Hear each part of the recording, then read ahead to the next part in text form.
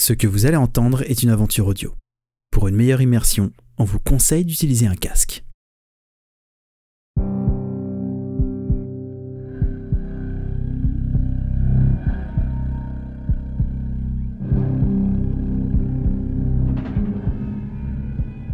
Bruno, ça va? Ça va aller. Mathilde, elle est dans le coin? Mais putain, vous t'es laissé, Bruno? Ouais, je pense que j'en ai pris une là, dans le mollet. Chier. Tu peux te lever? Non, je pense pas. Tiens, prends mon fusil. Je vais rester ici. Je recharge le fusil, je remets 2 cartouches et je commence à longer les parois du hangar. Tu commences à t'avancer, tu dois contourner les 2 frères qui étaient à 2 mètres devant vous. Arnaud, Léon, que faites-vous? Léon, on a fait ça parce qu'il fallait le faire, d'accord? On en reparle, on trouve Mathilde, d'accord? Le regarde plus, vas-y, c'est bon, allez. Et j'essaye je le pousse, tu sais, je lui mets une main au niveau du dos et je l'entraîne avec moi. On enjambe le corps de cet homme et on se dirige vers là où on a entendu Mathilde, ou si on la voit, je ne sais pas si on la voit. Non, vous voyez rien. Il fait vraiment nuit noire. Vous avez juste vu la silhouette de Jules qui est passé juste sur votre gauche et justement qui se dirige entre les arbres. Eric, t'es justement à 5-10 mètres d'eux. Tu vois juste des silhouettes, t'entends leur voix. T'es au sol, près de Mathilde. T'entends un bruit de feuilles derrière. Je vais me relever et je vais aller voir qui peut produire ce son.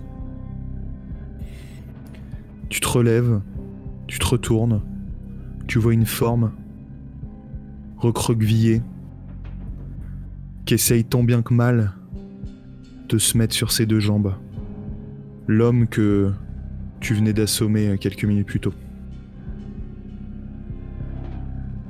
Je vais lui sauter dessus et je vais le remettre au sol. Et... Alors, salopard, hein? C'est à cause de toi, putain! Pourquoi vous étiez à mes trousses? Merde! Tu vois, il s'est laissé faire, il est tombé comme une masse dans les feuilles. T'es au-dessus de lui, en train de rager. T'as de la bave qui dégouline de tes lèvres. Les autres, que faites-vous? Je continue ma progression vers là où je pense que Mathilde se trouve. Ok. Tu marches. C'est une légère côte. Tes pieds butent contre des racines. Tu poses ta main sur les troncs d'arbres pour te retenir. T'entends toujours cette chanson dans les airs. Tu sais pas trop d'où ça vient. Probablement face à toi. Tu passes à un 2e arbre, puis un 3e, et t'entends distinctement la voix d'un homme en train d'hurler, en train de demander des comptes. Et sur ta droite, t'aperçois une forme recroquevillée au sol, et une autre encore. Maintenant, t'entends distinctement la chanson, chaque parole.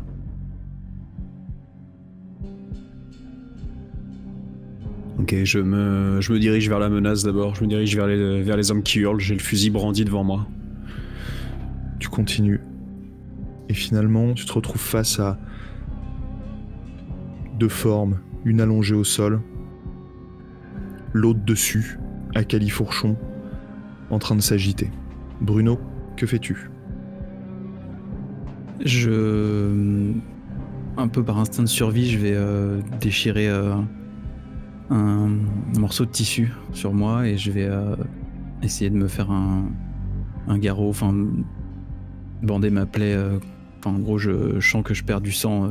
Je sais pas si la balle a traversé ou autre, mais dans le doute, je vais Je vais presser la plaie, quoi. Ok. Tu presses la plaie. Heureusement, t'as l'impression que c'est pas profond. C'est quand même une bonne entaille, mais assez vite, tu sens le sang couler de moins en moins. T'arrives à mettre un tissu. Voilà. T'arrives à réparer comme tu peux.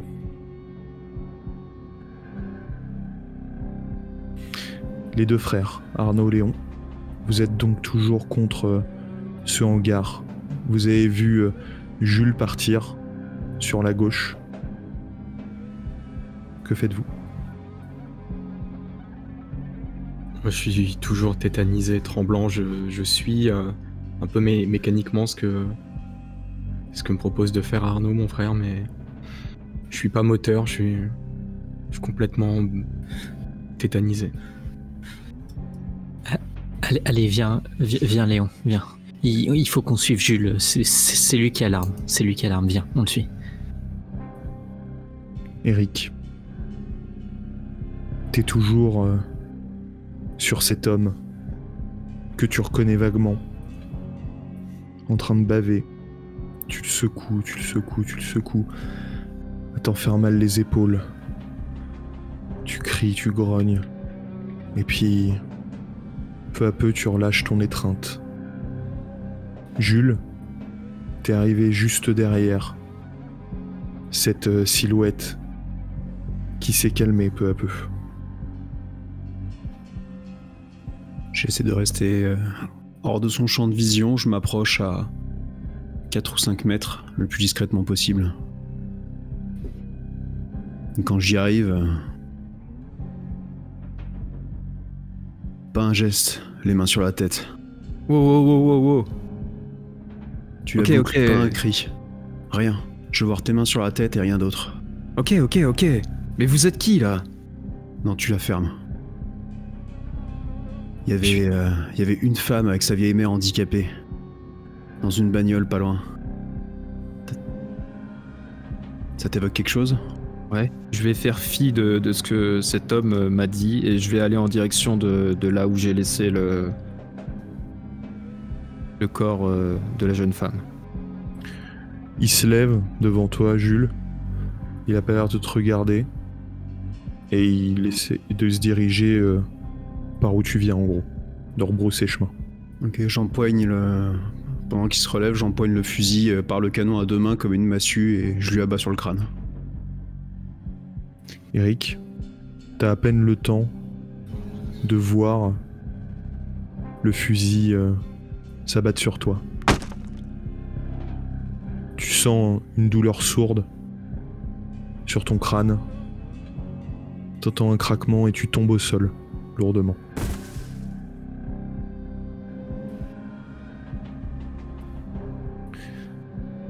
Arnaud, Léon, que faisiez-vous? On se dirigeait pour rejoindre Jules, donc on arrive à son niveau. Ouais. Jules, c'est qui ce gars? J'en sais rien et... Il était Il était en train de tabasser ce gars-là et quand j'ai évoqué Mathilde et sa mère, il a essayé de s'enfuir, cet enfoiré.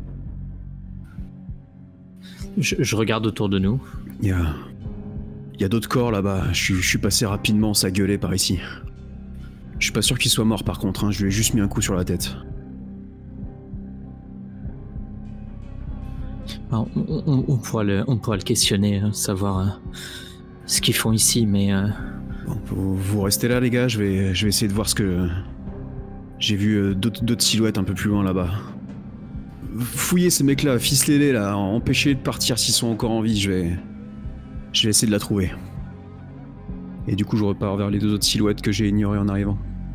Ok. Tu rebrousses chemin donc. Tu te rediriges vers le hangar. Puis t'arrives assez vite jusqu'à ces 2 silhouettes au sol. Maintenant toutes les 2 silencieuses.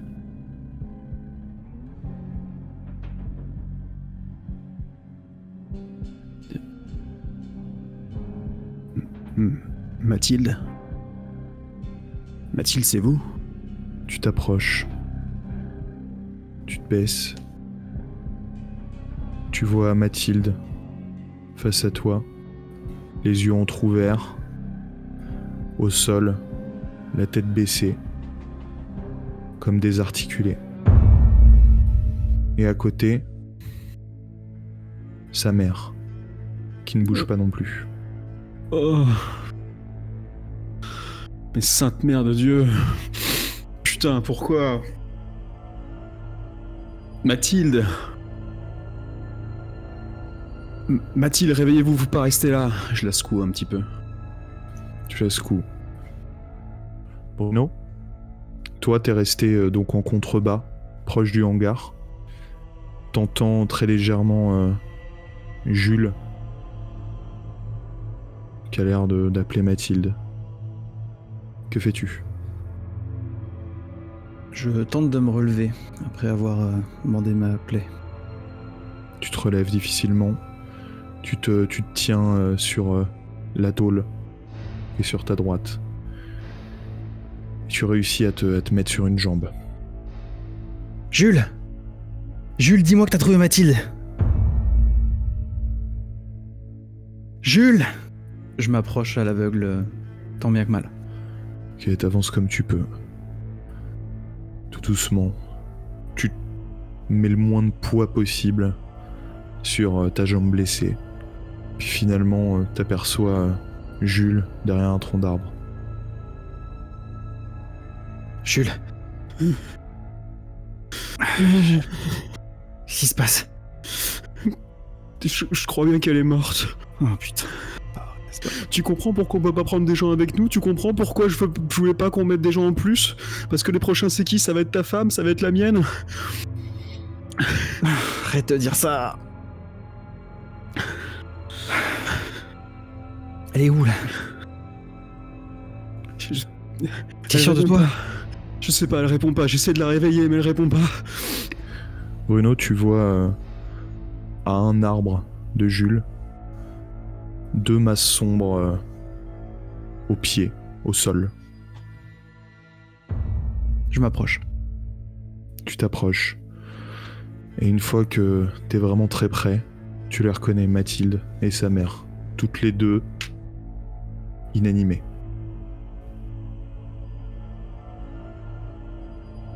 Je m'approche de Mathilde et je prends son pouls, je regarde s'il y a une blessure quelconque, notable. Tu remarques assez vite son abdomen complètement en sang. Oh merde, putain, c'est pas vrai. Arnaud, Léon, que faites-vous à quelques mètres? Vous entendez Jules et Bruno parler. Léon, ça va? Comment tu te sens?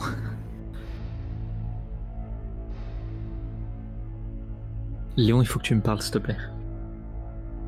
Vous entendez des bruits de feuilles derrière vous. À l'opposé de là où sont vos amis. Léon, putain, je t'ai posé une question. Il faut qu'on retrouve Mathilde. Mais il faut aussi qu'on veille sur ces gars là, ils sont peut-être dangereux. Imagine, ils se réveillent. J'en ai rien à foutre de ces gars, il faut qu'on retrouve Mathilde. Toujours ce bruit de frottement derrière, de feuillage. Vous entendez une toux, un râle, et puis finalement, comme des bruits de pas qui s'éloignent de plus en plus vite. Je me retourne. Tu te J'essaie de retournes. regarder. T'as juste le temps de voir une silhouette qui part comme elle peut, en claudiquant, et finalement en disparaissant derrière des arbres. Pas moyen que je la rattrape. Si, tu peux essayer. Léon, il faut que tu me suives là. Je crois qu'il y a un des gars qui se barre. Il faut qu'on le rattrape, faut qu'on le questionne, faut qu'on fasse quelque chose. Mathilde va bien, elle est avec Jules et Bruno, c'est bon. Viens avec moi, s'il te plaît. Je te suis. Je serre bien ma barre de fer et je me précipite vers là où j'ai entendu Des bruits. Ok. Tu commences à te précipiter, vous vous éloignez donc du hangar. Tu zigzags entre les arbres. Toi, Léon, tu suis au même rythme? Ouais, je le suis, ouais. Ok. Vous essayez de vous faufiler comme vous pouvez dans cette nuit d'encre. Et puis finalement, vous repérez à nouveau cette silhouette qui s'appuie sur les arbres, qui chute, qui se relève, qui fait comme elle peut, qui essaye de fuir à tout prix. Vous la rejoignez sans mal. Vous êtes juste à quelques mètres. Que faites-vous? Stop! Bouge plus! Hein. T'es qui? Il se fige.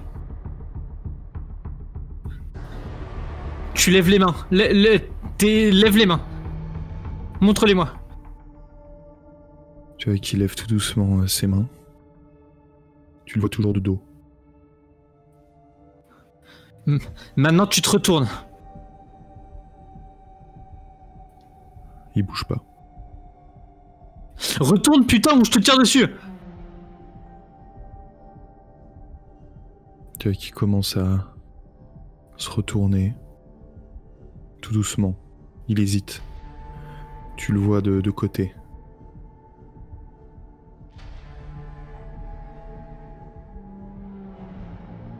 Je vais me rapprocher. Peut-être 3 mètres. 3 mètres de lui. Tu te rapproches. Tous tes sens sont en éveil. Tu sens que tes pupilles aspirent toute la lumière possible pour essayer de distinguer au mieux tout ton environnement. Ton odorat se développe, tu sens l'odeur des feuilles humides autour de toi, l'odeur du bois, une odeur de poudre au fond. T'es à 3 mètres de lui, il continue à se retourner, puis il te fait face. Tu vois, c'est un gars qui doit avoir la trentaine, doit faire dans les 1m80. Il semble effrayé. Je tremble comme une feuille, mais j'essaye de pas le montrer. Hein. Maintenant, à genoux. Et on va pouvoir discuter.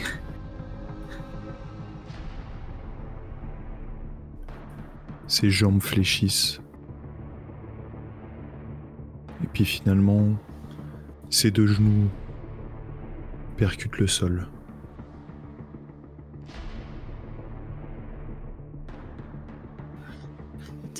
T'es qui? Hein? Dis-moi ton nom, t'habites où? Tu viens d'où? Tu vois, sur le bord de son crâne, comme une coulée de sang, une coulée sombre. Il a les cheveux collés. Il a une petite barbe de quelques jours. Il a de la morphe qui coule. Les yeux mouillés, les yeux humides. Sa mâchoire tremble, il te répond pas.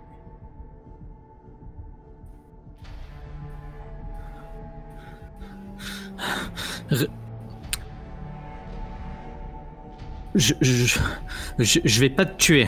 Je veux juste comprendre. Est-ce que tu fais partie de ces gens qui se sont tirés dessus là il y a quelques minutes? Tu vois, il tombe au sol. Il commence à sangloter. De plus en plus fort. Tu vois son corps qui se contracte. Qui se secoue violemment. Jules, Bruno, vous êtes face à Mathilde et sa mère.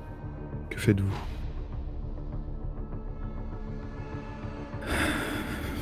Bruno, il y a le fumier qui a fait ça. Il est quelques mètres plus loin. Où ça? Là, les 2 mômes sont en train de le garder, je l'ai assommé, il a essayé de s'enfuir, ce salaud. Qui... C'est pas eux qu'on a entendu se barrer en courant, là? Qu'est-ce que tu veux que j'en sache? Je sais même pas si on les a tous eus, ces enfoirés. Il faut qu'on se tire d'ici. Faut qu'on retrouve les 2 mômes, il faut qu'on se tire d'ici. Faut retrouver nos familles. Tu peux marcher? Okay. Ouais, si tu m'aides, ouais. Ok. Je passe son bras autour de mes épaules. Avec ma main libre, je tiens le fusil encore. Et on essaie d'avancer comme ça, clopin. Toi, Eric, tu commences à entrouvrir les yeux, t'as un mal de crâne à en crever. Tu te redresses. Et tu vois 2 hommes face à toi. Tu distingues juste leurs jambes. C'est toi qui viens d'abattre les 2 femmes là? Mais non! Bien sûr C'est que qui non! alors? Et c'est les tarés qui arrêtent pas de me suivre depuis 1 heure! Attends, t'es pas avec ceux qu'on... T'es pas avec les gars là? Il se fout de notre gueule. C'était qui? Mais c'est un des connards qui m'ont agressé, bon Dieu, là! Ah, tu me prends vraiment pour des cons, espèce de sac à merde. Montre-moi tes mains. Je lui présente mes mains, paume vers l'avant. T'es armé? Ouais. Et c'est qui les Alors, connards qui t'ont j'étais- agressé? Tu les connaissais? Ouais. C'est des mecs du coin d'où je viens. J'étais en train de faire une livraison en camionnette et ils nous ont raconte pas ta vie, agressés. on en a rien à foutre, espèce de connard. Ton arme, Attends, tu la attends, jettes devant attends. moi. Attends, tu conduisais une camionnette? Ouais, une camionnette blanche. Putain. Ils y sont restés. Attends. Me dis pas que la camionnette c'est celle qui est criblée de balles sur la route. Mais si! Yo. Ils sont arrivés avec des mitraillettes et leurs flingues et ils ont commencé à arroser. Vous étiez combien dans la camionnette? Oh, putain. On était... Il y avait Thibaut, Gustave et moi. On était 3. Je continue de lui pointer le fusil sur le visage, mais je sors la carte de visite que j'avais trouvée dans la camionnette. Ok. Toi, Eric, tu vois l'un des 2 qui glisse sa main dans la poche et qui sort un petit bout de papier rectangulaire et qui te le montre. Tu reconnais ta carte de visite. La carte de visite de ton domaine. La carte que tu donnais avant, quand tu faisais commerce, on va dire. Vous avez trouvé ça où? À ton avis, trou de cul. Mais par contre, si ton histoire est vraie, tu dois avoir la même dans la poche quelque part. Ça fait un moment que j'en ai pas distribué. Hmm. Tu m'excuseras. Donc t'as un flingue. T'es en train de nous monter un char de fou. Et tu penses pendant 1 seconde que là, je vais pas t'abattre comme un chien? Balance ton arme vers moi. C'est ta dernière chance. Tu balances ton arme maintenant ou sinon je t'éclate la face. Je réponds ton cerveau ok, sur les 2 mètres carrés derrière toi. Putain, mais y a que des tarés ici, c'est fou! Jules, on sait pas. On sait pas si c'est pas vrai ce qu'il dit. C'est quoi ton nom? C'est Eric. Eric Fauvel. Je tiens une ferme à Villiers-Fossard. Qu'est-ce que tu faisais ici là? Pourquoi t'étais là avec ces 2 femmes? Je peux vous raconter ou votre ami va encore m'agresser et me couper entre 2 phrases? Donc la seule chance que t'as dans cette histoire, c'est que j'ai entendu les autres connards gueuler Eric dans tous les sens. Ça donne un peu de crédit à ton histoire, mais je veux que tu balances ton arme vers moi, ce que t'as toujours pas fait. Ouais, ok. Tu balances ton arme vers lui. Ouais, je lui tends même... je le prends par le canon et je lui tends la poignée, quoi. Ok. Toi, Jules, tu vois, il tend son arme. Il a l'air plutôt docile. Les 2 frères, vous êtes plus loin. Arnaud, t'es face à l'homme qui s'est mis à sangloter au sol. Toi, Léon, t'es un petit peu en retrait. Que faites-vous? Je t'ai posé des questions. Arrête de pleurer. Juste réponds-moi. Je suis pas là pour te tuer. Je suis pas là. Enfin, on est des êtres humains. Merde, on devrait tous s'entraider là. Je veux savoir qu'est-ce qui se passe.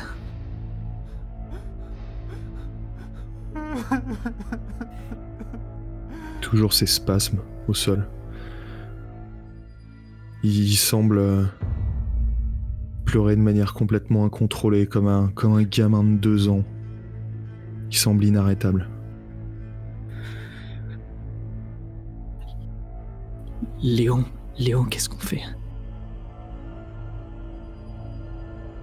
Je regarde s'il a une arme, éventuellement à sa ceinture. Tu regardes. Ouais, tu vois un flingue et un couteau. Je m'adresse à lui là. Ce que je vais faire, c'est... je vais prendre ton arme à feu. Et avec mon frère, on va repartir. On va te laisser ici et tu fais ta vie loin d'ici, ok? Tu repars de zéro. On veut pas te buter, mais faut pas que tu reviennes. Ok? Tu m'entends? Fais-moi un signe, n'importe quoi, tu m'as compris. Tu vois qu'il dit oui de la tête en reniflant. Ok, je vais prendre ton arme maintenant et ensuite on se casse. Donc j'approche Mama de sa ceinture. Je le quitte pas du regard tout en approchant ma main. Et une fois que je suis suffisamment à portée, je lui retire son arme. Ok. Tu récupères son arme à feu. Ok. Maintenant, on va se barrer, ok? Et toi, tu fais pareil, tu te casses loin d'ici. Il y a des bagnoles un peu partout, tu peux aller où tu veux, ok? Et tu restes pas dans le coin. Tu vois, il se redresse difficilement. Il essuie ses larmes du revers de sa manche. Et il repart.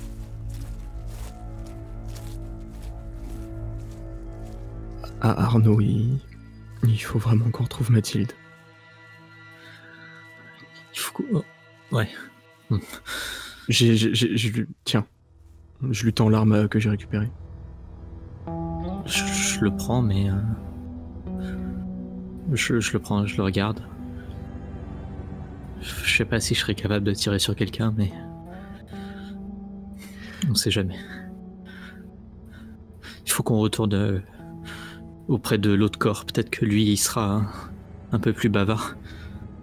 Et avec un peu de chance, peut-être que Jules, Bruno et Mathilde sont en train de nous attendre et peut-être même qu'ils sont en train de nous chercher. Ouais. Arnaud?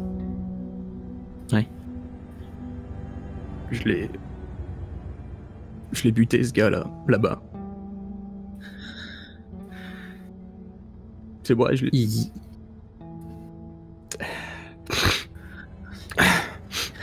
Il avait tiré sur Bruno. C'était de la légitime défense. C'était pas un gars bien, ce gars. Et si ça se trouve, il a tué plein de gens et je pense que ce que t'as fait, c'était le mieux des trucs et là on vient de sauver aussi une vie. Ce gars, il aurait pu se faire tuer et on l'a laissé partir. Donc voilà, une vie pour une vie. Voilà. T'en as enlevé une, mais t'en as sauvé une autre. Bon, il faut qu'on retrouve Mathilde, allez. Ok. Et Léon, oublie ce qui vient de se passer, d'accord? Il s'est rien passé. C'est pas toi qui l'as tué, c'est pas moi, c'est personne. Ok. Ce gars a jamais existé. Ouais, on va dire ça.